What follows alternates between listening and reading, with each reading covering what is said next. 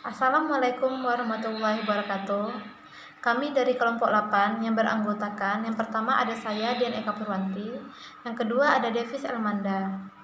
Kelompok 8 ini akan membahas mengenai materi bab 4, yaitu estimasi permintaan. Baiklah, yang pertama kita akan membahas mengenai kurva, titik harga kuantitas, dan masalah identifikasi. Garis P yaitu garis price terdiri atas P1, P2, P3, dan juga P4. Sedangkan garis horizontal, garis Q atau kuantitas terdiri atas Q1, Q2, Q3, dan juga Q4. Titik data harga kuantitas yang terobservasi E1, E2, E3, dan E4 dihasilkan dari perpotongan kurva permintaan dan juga penawaran yang tak terobservasi D1 dan S1, D2 dan S2, D3 dan S3, D4 dan S4. Maka dari itu, garis putus-putus ini yang menghubungkan titik S1-nya, E2, E3, dan E4 bukan merupakan kurva dari komoditas. Untuk menurunkan kurva permintaan dari komoditas, katakanlah D2 merupakan kurva penawaran yang bergeser atau menjadi berbeda dan benar. Melalui analisis regresi terhadap kekuatan yang menyebabkan kurva permintaan D2 bergeser atau menjadi titik yang berbeda, yaitu E2 bergeser menjadi E'2. Selanjutnya, saya akan membahas mengenai kurva pengenalan terhadap analisis regresi. Kurva ini terdiri atas sumbu Y dan juga sumbu X.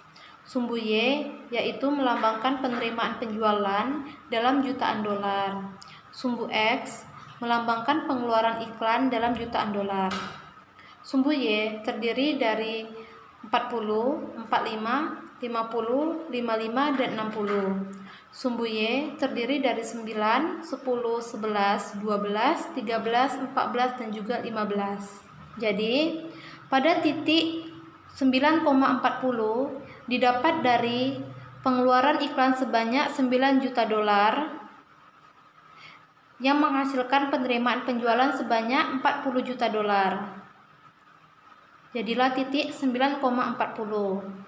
Selanjutnya, pada pengeluaran iklan sebanyak 10 juta dolar dan menghasilkan penerimaan sebanyak 44 juta dolar. Di sini kita berikan garis untuk memberikan tandanya ya. Lalu selanjutnya, pengeluaran iklan sebanyak 11 juta dolar dengan menghasilkan penerimaan penjualan sebanyak 42 juta dolar.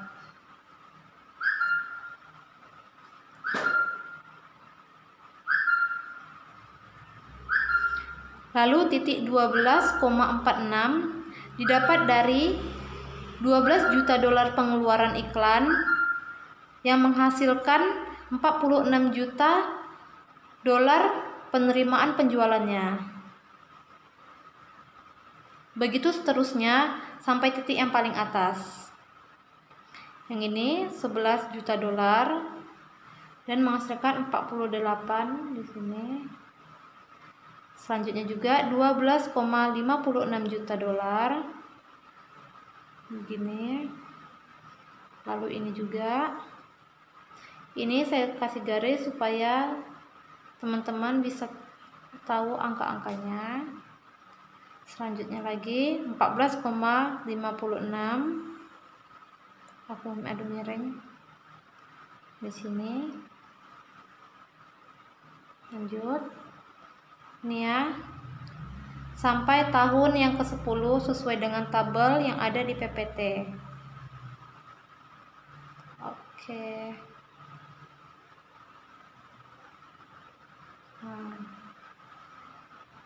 Sekian saja yang bisa saya jelaskan dari tabel pengenalan. Baiklah, saya akan menjelaskan kurva analisis garis regresi, yaitu merupakan yang dihasilkan dengan minimumkan jumlah dari simpangan kuadrat pada sumbu vertikal dari setiap titik dari garis regresi tersebut. Metode ini kemudian disebut sebagai metode kuadrat terkecil biasa atau ordinasi Las Quares. Garis regresi yang memenuhi metode kuadrat terkecil atau Las Quad Method ini diperhatikan pada figur tersebut. Dalam figur tersebut, Y1 dimaksud sebagai penerimaan penjualan aktual atau yang diobservasi sebesar 44 juta dolar dihubungkan dengan pengeluaran iklan sebesar 10 juta dolar atau yang diobservasi sebesar 44 juta dolar dihubungkan dengan pengeluaran iklan sebesar 10 juta dolar pada tahun pertama. Data ini dikumpulkan.